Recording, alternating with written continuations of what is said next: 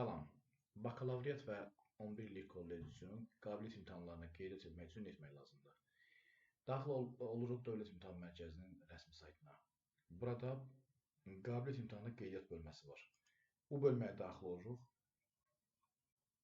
Ali və tam orta illik, tam 11 illik təhsil bazasında orta ixtisas təhsil müəssisələrinin xüsusi qabiliyyət tələb edən ixtisaslarına abituriyentlərin onlayn qeydiyyatı bölməsi var. Bura daxil olduq. Daha sonra daxil ol düyməsini klikləyirik. Burada istifadəçi adını daxil edirik.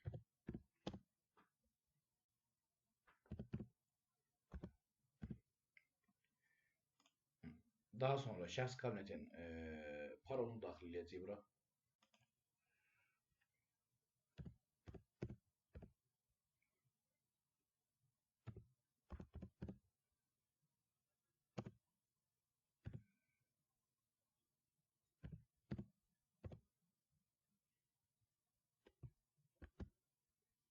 Aşağıda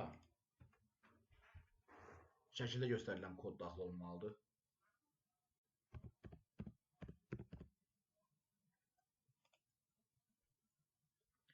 Daxil ol düyməsini sıxırıq.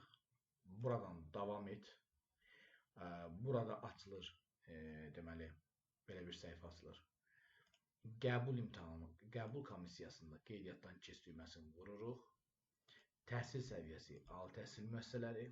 Əgər universitetlərdirsə, ali təhsil müəssisələrdirsə, ali təhsil müəssisələri. Yox, kollecin qabiliyyət imtahanları lazımdırsa, onda tam orta təhsil bazasında orta ixtisas təhsil müəssisələri bu seçilməlidir.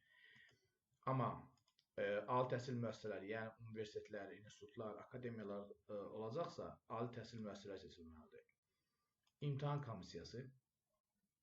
Burada imtahan komissiyası olaraq nə olmalıdır? Hər bir proqramlar var. Hər şəxs, hər bir abituriyent öz proqramına uyğun şəkildə seçim etməlidir.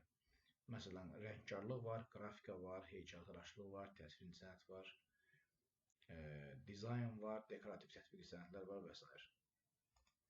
Seçildi bunlar. Vəssalam. Bu şəkildə qeydiyyata al və təsdiq et düyməsi sıxılır. Təsdiq olunsun, razıyam. Bəli, razıyam. Vəssalam, təsdiq olundu. Daha sonra şəxsi kabineti bu səhifəni yoxlamaq lazımdır tez-tez. Daha sonra burada yerlər təyin olunacaq imtahan üçün və saat, gün, saat təyin olunacaq. Həmin gün, həmin saat, həmin yerə abituriyent vaxtında getməlidir ki, qabiliyyət imtahanında iştirak etsin. Daha sonra abituriyent qabiliyyət imtahanından müvafiq balını toplayır, qabiliyyət imtahanından keçir, yəni keçid balını toplayır və yaxud da keçid balını toplamır. Əgər keçid balını toplayarsa, daha sonra Dövlət İmtahan Mərkəzinin deməli, elan etdiyi vaxtda ixtisas seçmə ərəfəsində buraxılış imtahanından topladığı bal və qabiliyyət imtahanının nəticəsinə uyğun olaraq qabiliyyət tələb edən ixtisasları seçim edə bilər. Bu qədər, sağ olun, növbəti videolarda görüşərik.